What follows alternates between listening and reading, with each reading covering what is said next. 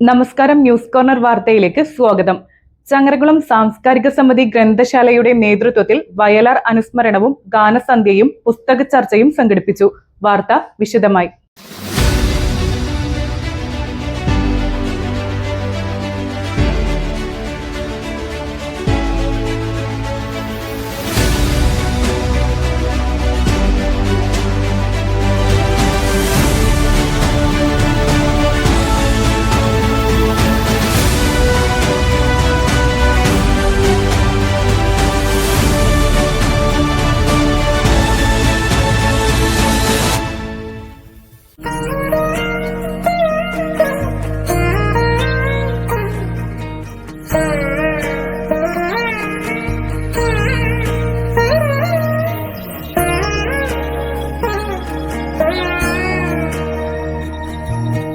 Triveni super market.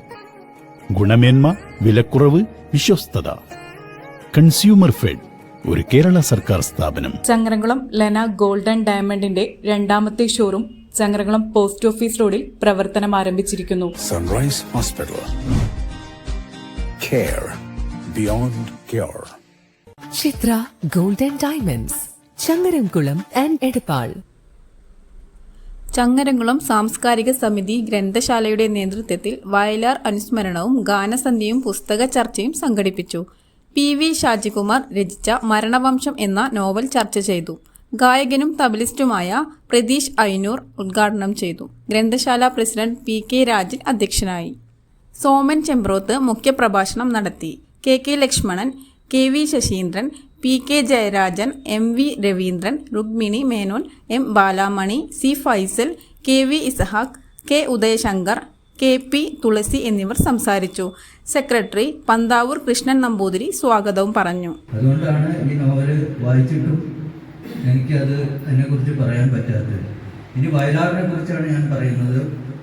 ഞാൻ വയലാറിൻ്റെ 50ാം വാർഷികത്തോടനുബന്ധിച്ച് എഴുതിയൊരു ചെറിയ കുറിപ്പ് ഇവിടെ വായിക്കുകയാണ്. വയലാറിന് മരണമില്ല. പല കവികളും മരിച്ചേക്കാം, പക്ഷേ വയലാറിന് മരണമില്ല. ഇന്നും നമ്മളിൽ ജീവിച്ചിരിക്കുകയാണ്. അതിന് ഒരുപാട് കാരണങ്ങളുണ്ട്. ഒന്ന്, അദ്ദേഹത്തിൻ്റെ ജനനം 1928 എൻ്റെ പരിമിതമായ അറിവിൽ ഞാൻ പറയാൻ ഉദ്ദേശിക്കുന്നത്. അദ്ദേഹം മരണാംശം എന്ന പകയുടെയും ചതിയുടെയും ഒക്കെ ഇന്നത്തെ ദിവസത്തിന് പറ്റിയ നോവലാണോ എന്ന കാര്യത്തിൽ തന്നെ സംശയമുണ്ട്. കാരണം സ്നേഹത്തിൻ്റെയും ത്യാഗത്തിൻ്റെയും നന്മയുടെയൊക്കെ ഒരു ദിവസമാണ് ക്രിസ്മസ് എന്ന് പറയുന്നത്. എന്തായാലും എല്ലാ നന്മകളും പകയുടെയൊക്കെ അവസാനമായിരിക്കും ഇന്ന്. മനസ്സിൽ തോന്നിയ പോലെ കോരി വരച്ചതേ പറയാൻ പറ്റുള്ളൂ. വീട്ടിൽ ധാരാളം വാതിലുകളും ജനലുകളും ഉണ്ട്. ഒന്ന് കൊളുത്തിടാൻ മറന്നാൽ കലവില കൂടി കാറ്റ് വന്നു അവളെ ആട്ടി ഇടയ്ക്ക്.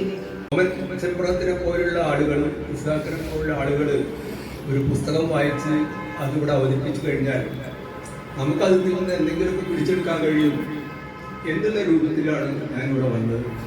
ചന്ദ്രനാണ് എന്നുള്ള ആ ഒരു ഏകത, വൈവിധ്യങ്ങളുടെ ഒരു യൂണിറ്റി ആയിട്ട് വരുന്നുണ്ട്. അടുത്ത കാലത്ത് വായിച്ച വളരെ നല്ലൊരു പുസ്തകം എനിക്ക് തോന്നിയത് കൈറ്റ് റണ്ണേഴ്സ് എന്ന് പറയുന്ന ഒരു നോവൽ, അഫ്ഗാനിസ്ഥാനുമായി ബന്ധപ്പെട്ട നോവലാണ്.